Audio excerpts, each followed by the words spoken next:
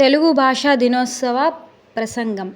గౌరవనీయులైన ప్రధాన ఉపాధ్యాయులకు, తల్లిదండ్రులకు మరియు నా ప్రియమైన విద్యార్థులందరికీ నా హృదయపూర్వక నమస్కారాలు. ఈరోజు మనందరికీ ఎంతో ప్రత్యేకమైన రోజు. మన మాతృభాష అయిన తెలుగు భాష గొప్పతనాన్ని గుర్తు చేసుకునే రోజు. ప్రతి సంవత్సరం ఆగస్టు 29న తెలుగు భాషా దినోత్సవాన్ని జరుపుకుంటాం. ఎందుకు ఈరోజు జరుపుకుంటామంటే ఈరోజు మహనీయుడైన గిడుగు వెంకటరామమూర్తి గారి జయంతి కూడా. ఎందుకు ఆయన బర్త్డే మాత్రమే జరుపుకోవాలి అంటే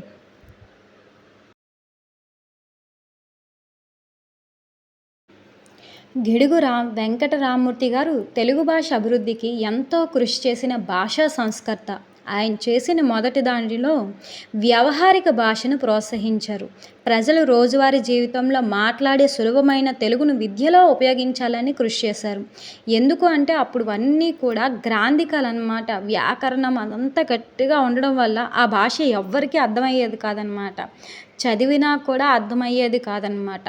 సో ఇలా ఉండకూడదు చదువు, ఇంకొంచెం మారాలి, తెలుగు సరళంగా మారాలి, నేర్చుకోవడానికి తెలుగు ఇంకా ఈజీగా సులభతరంగా మారాలి అని కోరుకున్నారన్నమాట. అందుకే అతను గ్రాంథిక భాషకు వ్యతిరేకంగా ఉద్యమించారు. పుస్తకాల్లో ఉండే కఠినమైన భాషను సాధారణ ప్రజలు సులభంగా మార్చాలని కోరారు. ఇంకా విద్యార్థులకు సులభమైన భాషలో విద్యను అందాలని కృషి చేశారు. అలాగే సవర భాషపై పరిశోధనలు చేశారు. సవర గిరిజనులకు భాషా అధ్యయనం చేసి వారి భాష కోసం లిపి మరియు విద్యా కార్యక్రమాలపై కృషి చేశారు. తెలుగు భాష అభివృద్ధికి ఉద్యమంగా నడిపారు. వ్యవహారిక తెలుగు ప్రాముఖ్యతను సమాజానికి తెలియజేశారు. తెలుగు భాషను ప్రజలకు దగ్గర చేయడంలో ఆయన పాత్ర ఎంతో గొప్పది. అందుకే గిడుగు రామమూర్తి గారి వ్యవహారిక భాషోద్యమ పితామహుడిగా గౌరవిస్తారు. అందుకే ఈయన బర్త్డే సందర్భంగా మనము ఈరోజు తెలుగు దినోత్సవంగా జరుపుకుంటున్నాము. తెలుగు భాష అనేది కేవలం మనం మాట్లాడే భాష మాత్రమే కాదు. అది మన సంస్కృతి, మన సాంప్రదాయం, మన చరిత్ర, మన భావోద్వేగాలకు ప్రతిరూపం. మన అమ్మ ప్రేమను, నాన్న ఆప్యాయతను, మన ఊరి మట్టి వాసనను, మన పండుగల ఆనందాన్ని మనకు చేరువ చేసే భాష తెలుగు. ఈ తెలుగు భాషను ఎంతో గొప్ప సాహిత్య సంపద ఉంది.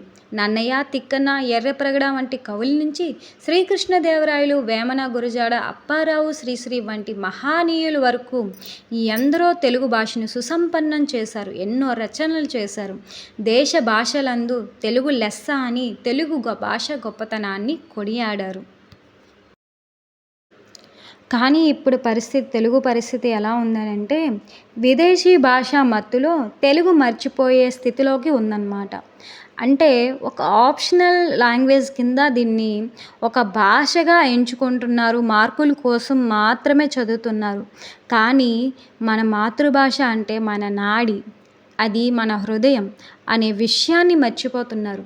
కాబట్టి ఇంట్లో తెలుగులో మాట్లాడదాం, తెలుగు పుస్తకాలు చదువుదాం, తెలుగు కథలు, పద్యాలు, పాటలు తెలుసుకుందాం. మన పిల్లలకు కూడా తెలుగు భాషపై ప్రేమను పెంచుదాం.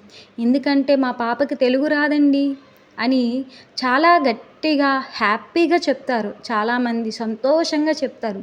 కానీ మన భాషను వెక్కిరిస్తే మనకి మనమే వెక్కిరించుకున్నట్టు అన్నమాట.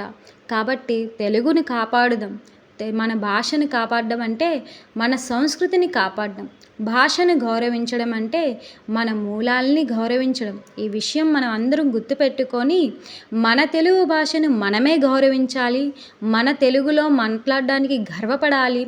తెలుగు భాషను భావితరాలకి అందించే బాధ్యత మనందరిది. చివరిగా ఒక మాట, ఓకే, తెలుగు మన భాష, తెలుగు మన గర్వం. కాబట్టి తెలుగులోనే మాట్లాడదాం. ఇప్పుడే చాలా విషయాల్లోని ఇంగ్లీష్ పదాలు దొర్లుతున్నాయి. కొన్ని విదేశీ పదాలు కూడా దొర్లుతున్నాయి. అంటే మనం తెలుగు ఎంత మర్చిపోతున్నామో చూడండి. కాబట్టి తెలుగులో మాట్లాడుతూ ఉండండి. అది ఏమీ నీచమైన పని కాదు, ఉత్తమమైన పని. దానితో పాటు అన్ని భాషలు నేర్చుకోండి, అది ఉత్తమం. థ్యాంక్ యూ సో మచ్ అండి. ధన్యవాదాలు.